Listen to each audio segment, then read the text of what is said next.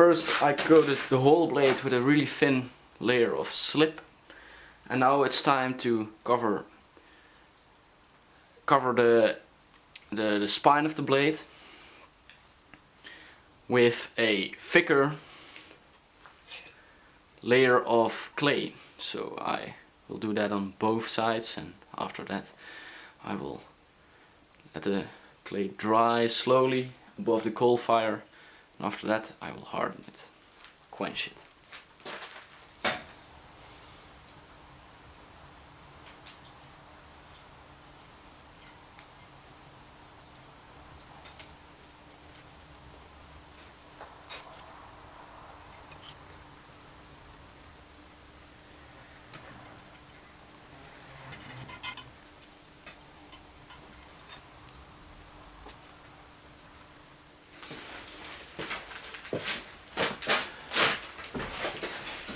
So, I want to thank you guys for watching this series.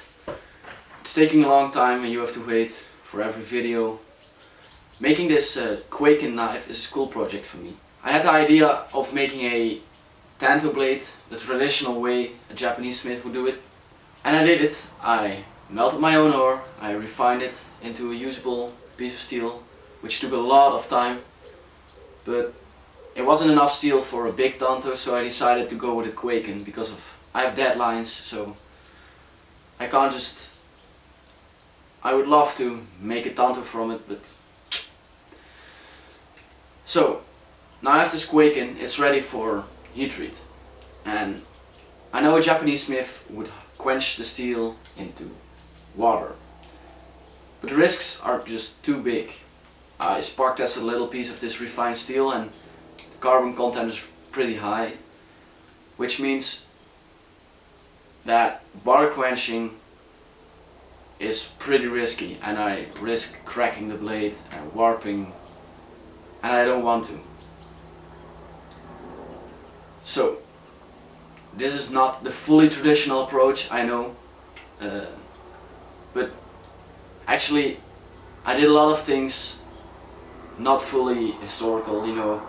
I just use Western anvils and a Western fire. It's not a fully traditional side blast forge. So I also used blacksmithing coal instead of charcoal all the time. And that's just because of time. I have deadlines, so I just can't do everything fully traditional. But things like this, like hardening, I made my own clay, and that's similar to how a Japanese smith would do it. It's not fully traditional because I'm going for an oil quench and not for a water quench, and that has its reasons. It's just because of risks. So I hope you guys understand why I don't approach every little step a fully traditional way. I do have to use some modern tools like a drill press to drill the hole in the tang. I just don't have the time to do it fully 100% traditional, and the most important part to me was to see if I was able to melt my own ore and refine it into a usable steel, and this is a really important part for me of this build.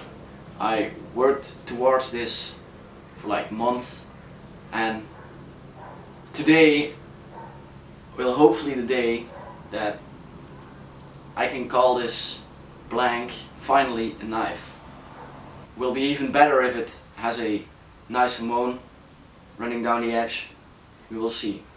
It's time to light the forge. This time I will use charcoal to harden it. Just because of, I don't know, I just feel like using charcoal for this. Because the Japanese smiths would do it, and let's light the forge and quench this kwaiken. Yeah!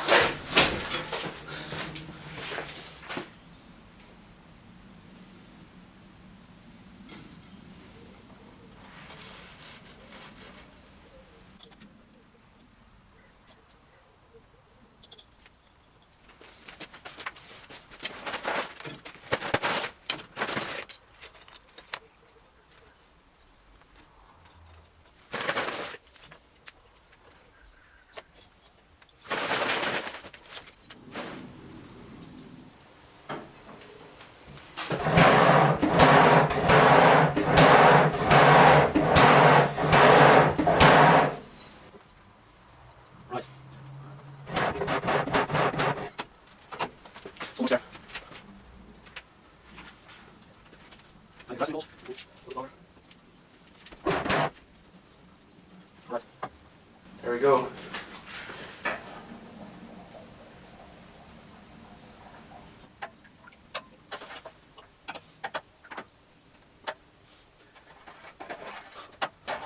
Moment of truth.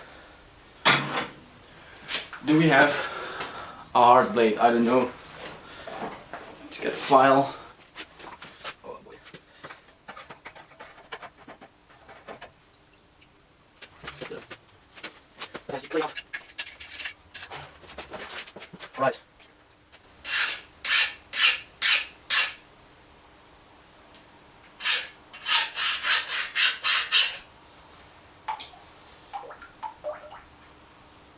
A lot of nasty stuff. Wow.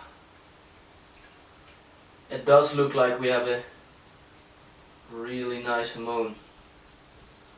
A really nice hamon, but I don't know.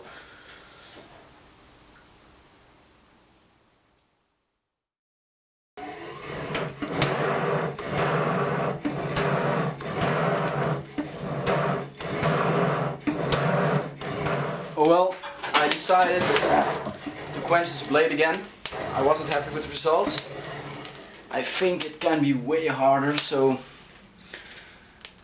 I will heat it up again, and now I will quench in soapy water first and after that in oil. Wish me luck. It's a big risk,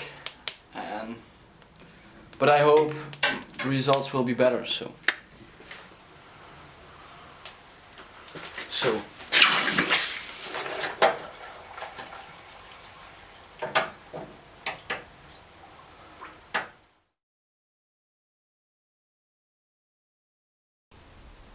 can see it's tempered,